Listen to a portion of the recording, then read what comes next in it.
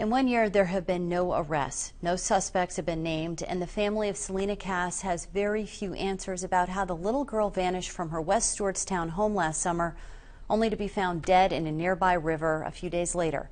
Tonight, WMUR's Amy Covino revisits Celina's family and the lead prosecutor to see where this case stands.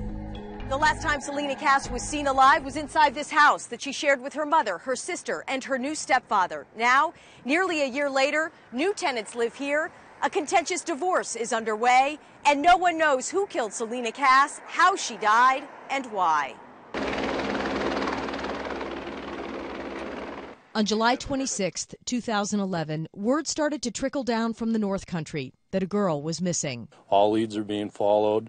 We don't know that it's suspicious. We don't know what the situation is. Within 24 hours, New Hampshire Fish and Game, Border Patrol, and State Police were combing the region and organizing search teams to find the 11-year-old who was last seen by her mother on the family computer the night she disappeared. Then on August 1st, dive teams pulled Celina's body out of the depths of the Connecticut River. It's almost a year, and the person's still out there. Louisa still uses her married name, Noyes, but she separated from her new husband, Wendell, during the week that her daughter was missing. And you still see him every single day? He drives by my house at least 4 times a day. Why? Good question. Not a single suspect or person of interest has ever been named in this case. According to Tommy Noyes, Wendell's mother, she, along with Wendell, Wendell's sister, and brother, were called to testify before the grand jury in January. In an exclusive interview with News 9, 2 months after Celina was killed, Wendell Noyes expressed concern for his stepdaughter. I care, and I'd like to know who. Who what? Who's responsible. Who killed her? Somebody killed her. I haven't got a clue. And I can search you right in the eyes and tell you the truth. I haven't got a clue. Louisa was not called to testify before the grand jury, but says she took and passed a 3.5-hour lie detector test. They told me, that girl, did you have anything to do with that girl's murder or her disappearance? That girl's my daughter. Her name is Celina. Wendell and Louisa were married 9 months when Celina disappeared, but they lived together for a couple of years before the wedding. Celina and her sister Kayla knew him well, and Louisa says their family life was wonderful. Is it too harsh to say your life has fallen apart since this? I'm falling apart. We don't have a life.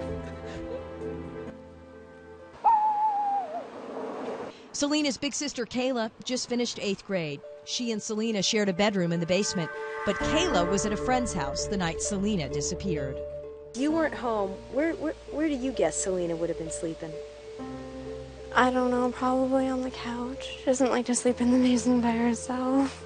Wendell lives alone, here in a basement apartment, a mile from the duplex where Louisa and Kayla live in Vermont. According to police records, in 2003, Wendell Noyes was diagnosed with schizophrenia and committed to the hospital.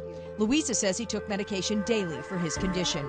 He drove past 4 times during our interview, but would not respond to texts or calls requesting a follow-up interview.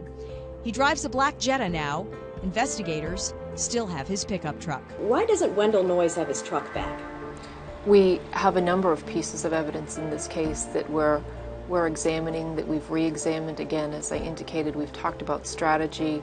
If there are additional testing that can be done, we have a number of pieces of evidence that we have kept and we will continue to keep because we get one shot to do this right. Louisa says she's frustrated by the lack of information investigators share with her. She never saw her daughter's body. They just showed me a pair of her pajamas and a pair of her underwear.